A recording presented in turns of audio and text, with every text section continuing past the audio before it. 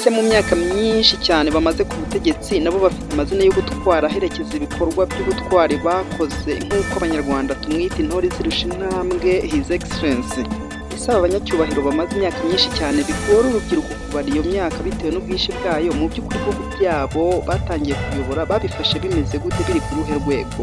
Se bahereye ku busa nk'uko His Excellency Paul Kagame yahereye ku busa buri aho yasabwaga gusana imitima, imibiri ndetse n'igihugu n'ibikorwa byari byarangiritse byose agahera kuri zero, tukaba tugeze aho u Rwanda twishimira. Ese aba baperezida ba Afurika n'imyaka myinshi cyane bamaze ku butegetsi, bamwe muri bo tugiye kuvugaho aka kanya hano kuri Nit Media, mu by'ukuri ibihugu byabo bifite umutekano ntajegajezwa hejuru ya myaka myinshi cyane bamaze ku butegetsi. Ese nubwo bamaze imyaka myinshi cyane ku butegetsi, ibihugu byabo babifashe biri mu makuba y'ubukungu, aho amabanki yose yari yarasenywe mu buryo bukomeye.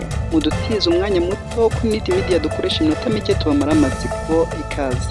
Dushimira mwe badukurikira mu buzima bwa buri munsi, kuko iyo mubonye umwanya mukajya ku rubuga rwa YouTube mwihutira kudusanga hano kuri Nit Media kugira ngo murebe ibigezweho biri gutrendinga byatangajwe. Ku bantu mubanye natwe bwa mbere hano kuri Nit Media, mwibuke kudusigira ubufasha bwa subscribe ndetse mufungure n'inzogera. Ni karibu. Kuri iyi Afurika yacu ku mwanya wa mbere w'abaperezida barambye ku butegetsi kurusha abandi, nubwo atari ukuze cyane kurusha abandi, turahasanga perezida wa Guinea Equatoriale witwa Theodora Obiangema. Ubu turi kubagezaho iyi nkuru, iki cyegeranyo afite imyaka 83 gusa, ariko amaze imyaka 44 ku butegetsi. BBC dukesha iyi nkuru bigaragaza ko yagiye ku butegetsi mu 1979. Twihuse tutabatindiye, reka tujye kuri Paul Biya. nk'uko muri kumubona akaba afite imyaka 92, akaba ariwe perezida ukuze kuruta abandi muri Afurika kugeza kuri ubu ngubu. Uyu ni perezida wa Cameroon, bikaba bigaragaza ko amaze imyaka 43, nyine ubwo ni hafi 43 ku butegetsi bwa Cameroon, ayobora Cameroon.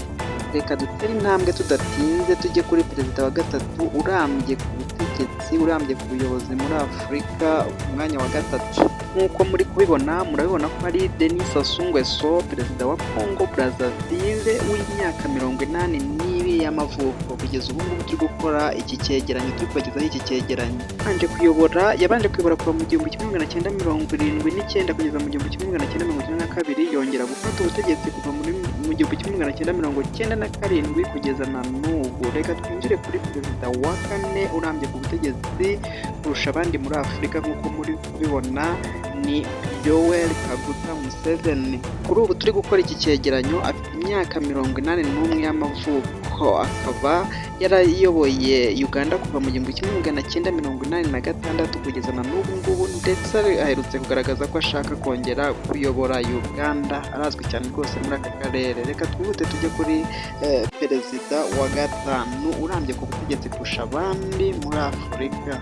Muri kubona ko ku mwanya wa gatanu hari perezida wa Eritrea, aho yayoboye iki gihugu kuva cyabona ubwigenge mu 1993 mu nyuma y'intambara y'urudaca.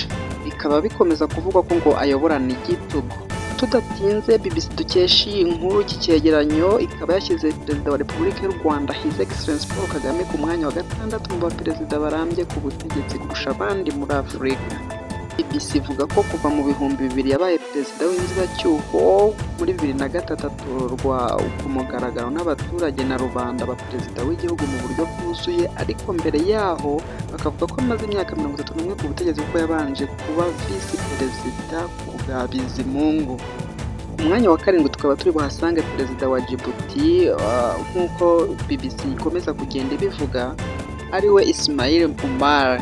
Bakatwereka neza ko afite imyaka 77 kandi akaba yarayoboye Djibouti kuva mu 1999. Mbararikire kudusura kenshi hano kuri Nit Media mu makuru agezweho aba ari gutrendinga, tubagezaho muri kanya umunota ku wundi. Iki cyegeranyo turi kukibategurira mu buryo bwimbitse. Shalom.